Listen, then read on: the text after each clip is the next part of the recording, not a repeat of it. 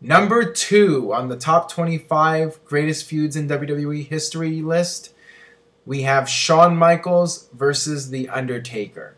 Um, Everybody knows Shawn Michaels and The Undertaker. They're classic matches over the years. It's interesting because the two of them were in WWE for a long time, but they didn't cross paths right away. It wasn't until '97, which was 7 years after Undertaker came into WWE, that the two of them really finally went against each other.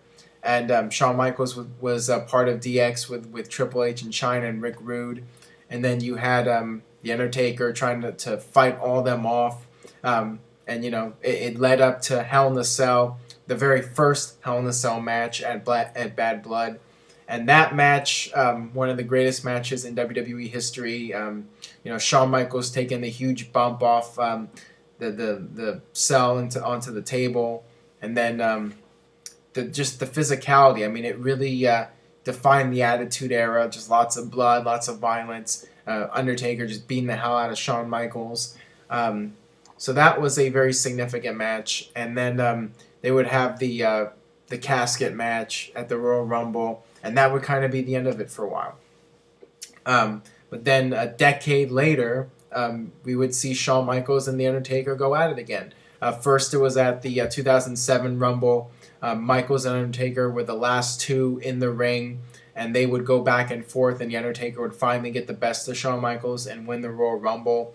And that was really interesting because the two of them, I think they were in there against each other like 10, 15 minutes after everybody else had been eliminated. So it was very dramatic. And then, of course, their match at WrestleMania 25, which many people would consider to be the greatest match of the modern era in WWE, post-Attitude Era, and maybe of all time. Some people consider this to be the greatest match of all time.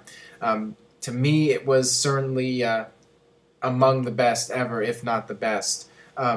Just the two of them went out there. They didn't need any gimmicks. They could just go out there. And, you know, besides the streak, of course. He had the streak on the line, but just a very standard match, you know, no tables or anything like that. Just in-ring action between the two of them, the storytelling, and just getting the crowd behind each and every move, making every move mean something.